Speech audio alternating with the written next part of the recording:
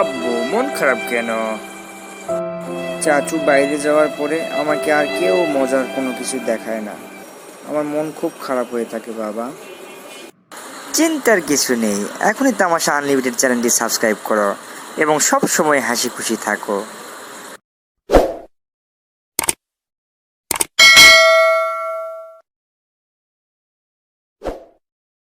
আজকে আমি খুবই আনন্দিত সোনা, অনেক সাধনার পরে আমি তোমাকে পেয়েছি। আমিও কি কম খুশি হয়েছি বলো?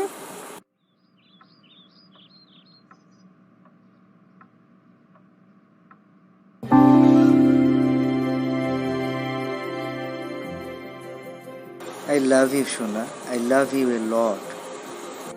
I love you too, জান। I love you too.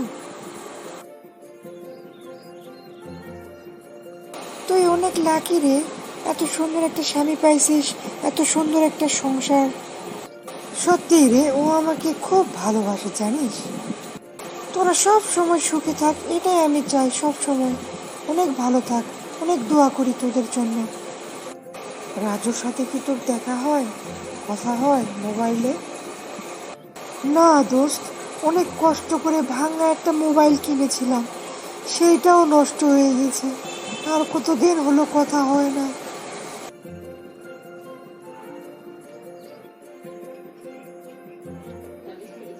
সোনা তুমি কি চিন্তা করছো? খাচ্ছ না কেন?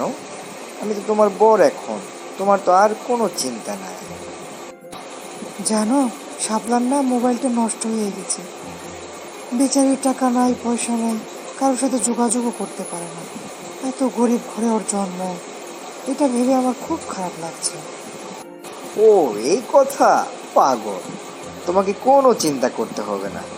আগামীকালই আমি অফিস থেকে আসার সময় ওর জন্য একটা মোবাইল কিনে আনবো।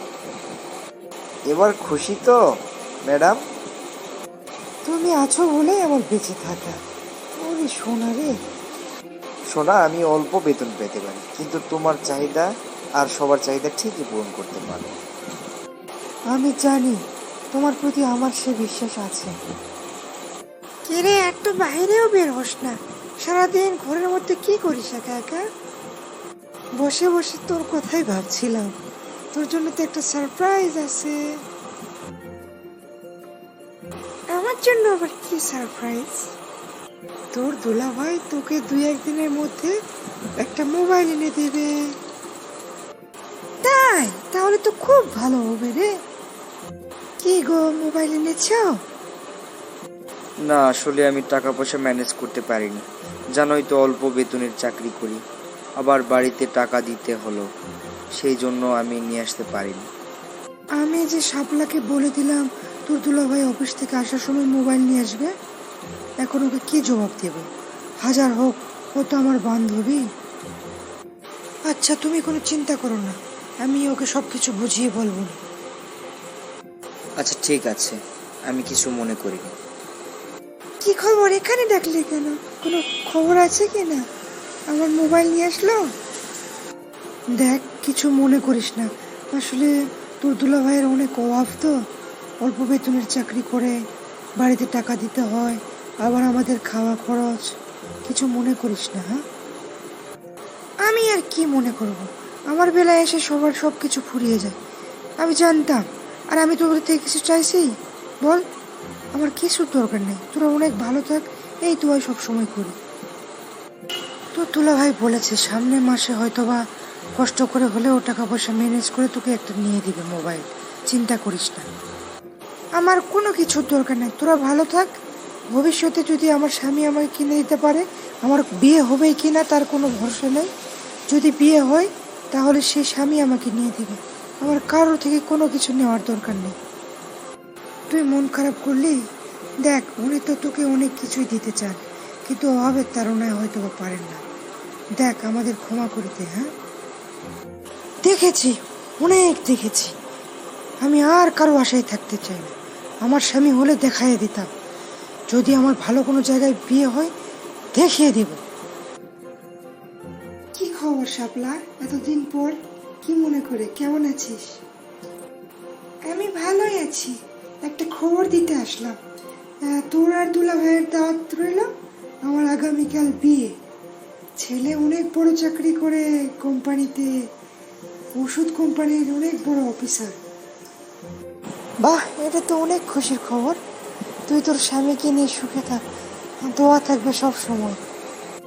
শুধু দোয়া করলে হবে না, আসতে হবে কিন্তু, অবশ্যই আসবি। আসসালামু আলাইকুম, কি খবর, ভালো আছেন?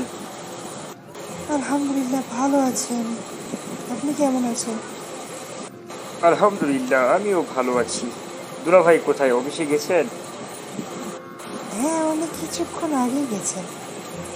শাপলা কেমন আছে? আলহামদুলিল্লাহ, সবাই অনেক ভালো আছে।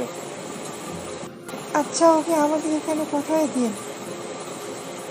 ঠিক আছে ঠিক আছে, আমি আসতে বলছি। কি খবর? আমাকে ডেকেছিস কেন তুই? কতদিন ধরে তোকে দেখি না, তোর স্বামীর সাথে দেখা হলো তাই তোকে আসতে বললাম। কেমন আছিস তুই? আমি অনেক ভালো আছি, অনেক, অন্তত তোমার থেকে অনেক ভালো। এই দেখেছো ডায়মন্ডের রিং? পেয়েছো কখনো? তোমার তো স্বামীর টাকাই নেই, তুমি কি পাবা জীবনে?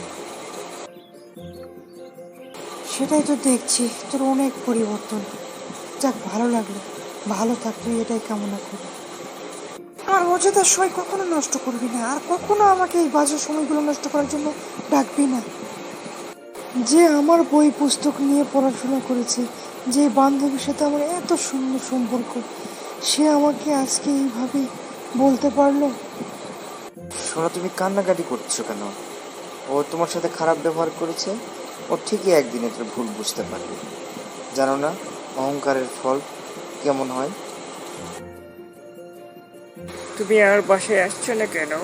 অবশ্যই বাসায় আসবা কিন্তু, আজকে মনে করে। ওকে সোনা, চিন্তা করো না, আমি চলে আসবো ঠিক সময় মতো। কে ওটা? আমার হাজবেন্ডের সাথে কে ওই মেয়েটা? শোনো, অনেক চিন্তা ভাবনা করে দেখলাম, আমি অনেক কয়দিন দেখেওছি তোমার সাথে একটা মেয়েকে। আসলে মূলত ওই মেয়েটা কে আমাকে বলো তো।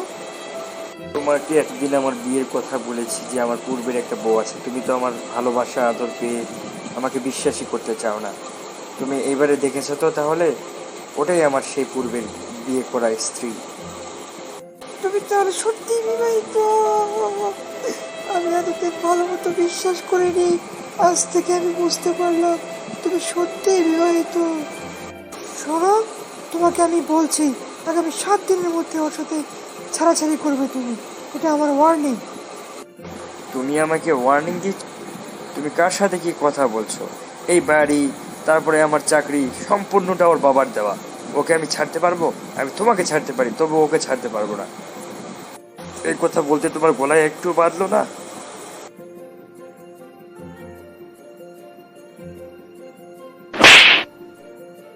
তোকে আমি বারবার বলেছি, তবুও তুই আমার কথা শুনিসনি। তোকে আজ আমি তালাক দিতে বাধ্য। 1 তালাক, 2 তালাক, 3 তালাক, বয়ান তালাক, শেষ। আর আমি কখনোই আসবো না। তুমি আমাকে এইভাবে তালাক দিতে পারলে? আমার ভাগ্যে কি লেখা ছিল? বন্ধু, তোর সাথে অনেক খারাপ ব্যবহার করেছি, আমার ক্ষমা করে দিস দয়া করে। অহংকার পতনের মূলটা আমার জানা ছিল না। আমি কি তো মনে করিনি রে, বন্ধু বান্ধবীদের মধ্যে ক্ষমা চাওয়ার কোনো অপশন আছে? তুই তো আমার প্রিয় বন্ধু, আমি কিছু মনে করিনি রে।